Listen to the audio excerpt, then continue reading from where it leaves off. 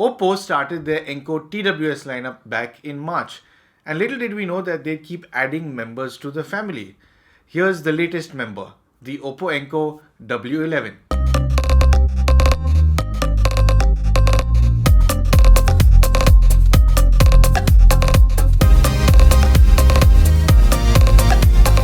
Hi guys, I'm Paul, and if you like what I'm doing on my channel, remember to like, share and subscribe. Oppo's unboxing stays true to its roots over here. They haven't compromised on this considering these are more affordable earbuds. In the box you get the earbuds in the case, some extra ear tips, a charging cable and some literature. The W11s come in a capsule style case that sadly gets a glossy finish. I wish they'd come in a matte finish much like their bigger brothers. This kind of finish is bound to pick up and show scratches and fingerprints. Much like the W31's case, you can't really open this with one hand, but they've learned something from that model and put the LED indicator light on the outside for better visibility. The case comes with USB-C charging but does take a while to charge. About 2 hours for a 0 to 100% charge, and the same goes for the buds themselves. The buds also come with a glossy finish on the outer side, making them a bit slippery to pull out of your ear. And the inside of the bud has a matte finish. You get a total of 6 earbuds in the box, but I got 3 large ear tips and 1 medium for some reason. The pairing button is placed under... Actually, it doesn't have a pairing button. These are supposed to sync up with your phone as soon as you open the lid.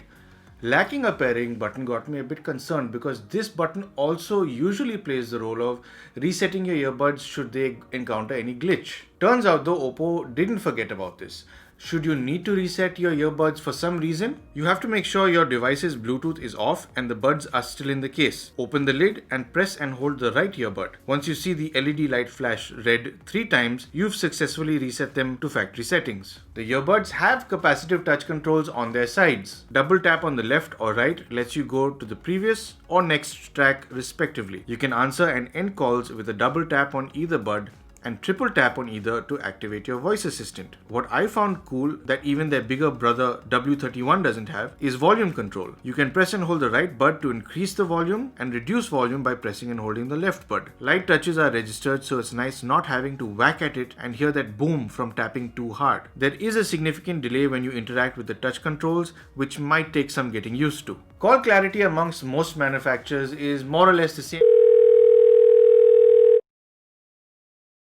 So I'm sound testing the Oppo W11 right now. As you can see, I'm on a pretty busy street. There are a lot of cars, a lot of bikes moving around. I don't know how well this ENC is going to do because right now I'm walking into the breeze. It might not fare too well. But let's see if I turn around right now. I'm walking in the opposite direction. So maybe the ENC will be a bit better off in the situation and you'll be able to hear me much clearer right now. Let me know in the comments below and I'll see you back in the studio. Oppo claims these buds will give you about 5 hours of listening time. I got just around 4 hours listening to these at maybe 60% volume. To get a little more juice, you can throw them back into the case, which will give you 18 to 20 hours more. I thought these would lose a lot of detail in the lower volumes, but 25 to 30% is a very comfortable volume to listen at without losing much detail. These can get quite loud if you're into that, but you can tell there's a significant amount of distortion once you go above 70 or 75%. On a soundstage front, these don't really do too well. Your vocals are well centered and your instruments spread out pretty well between left and right. On a stage front, you really have to rely a lot more on how good your recording is. On an imaging front, these have decent separation with some tracks. You can distinguish between vocals and instruments thanks to how Oppo has tuned their frequency range. Some of the sounds tend to merge into each other though. High frequencies are accentuated here but manage to stay away from being too sharp. Sibilances can cut through and split at times, but it's usually right at the edge here. Percussive instruments do sound natural, but they don't sound as tight as they're supposed to. This range has a certain shine that will sound good fun for EDM. The upper mids are quite tweaked here, which contribute to those sibilances I spoke about earlier. Male vocals have no depth and tend to sound quite nasal. There is quite a recession in the lower mid frequencies. Some earphones are tuned like this to avoid clashing of the mid to lower frequencies for a cleaner bass response. This can work for some earphones, but at the cost of losing rounded vocals. Instruments are also quite affected in this range. It's quite clear that these haven't been tuned to handle genres like country, rock, indie, or anything with vocals really. But at the same time, over longer listening sessions, these don't cause fatigue. Listening to Imagine Dragons' Believer made me one after listening out for lower frequencies. That dip that Oppo decided to do in the mid range turned out to really pay off here. If you're into EDM, these deliver some respectable bass. These pull off sub low frequencies without much effort and add an element of fun to the track you're listening to. You come very close to forgetting what these buds are missing if you're listening to the right genre of music, because this range has very good body and energy. That 8mm driver doesn't sound so small after you listen to this range. Living with these could be a bit troublesome, because if somebody walks into the room to talk to you, removing them from your ear isn't quite easy because they're a bit slippery. They also don't have the proximity play pause sensor. Sure, you could tap it to pause your music before talking to someone, but while it's in your hand, it's getting a lot of accidental taps. So for all you know, you might be on a different track or your voice assistant might be on. The way the ENC works on calls may not be the best.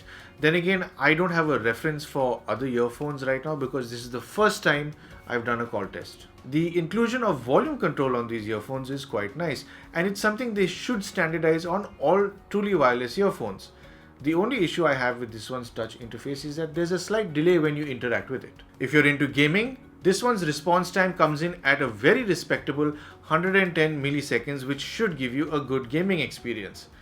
I've had some YouTube and movie viewings and didn't have any delay with visuals. On a sound front, I wish they'd made these a little more rounded and well balanced, but they've clearly tuned these for EDM and bass heavy music. If you listen to those genres, these are good fun. If you're into that kind of music, these would make for a great buy for sure at just 2,500 bucks. These are a good value for money set. So don't forget to subscribe, click the bell icon for notifications, like, share, and thanks for tuning into Paul's POV for some sound advice. Here's their latest member, the Enco.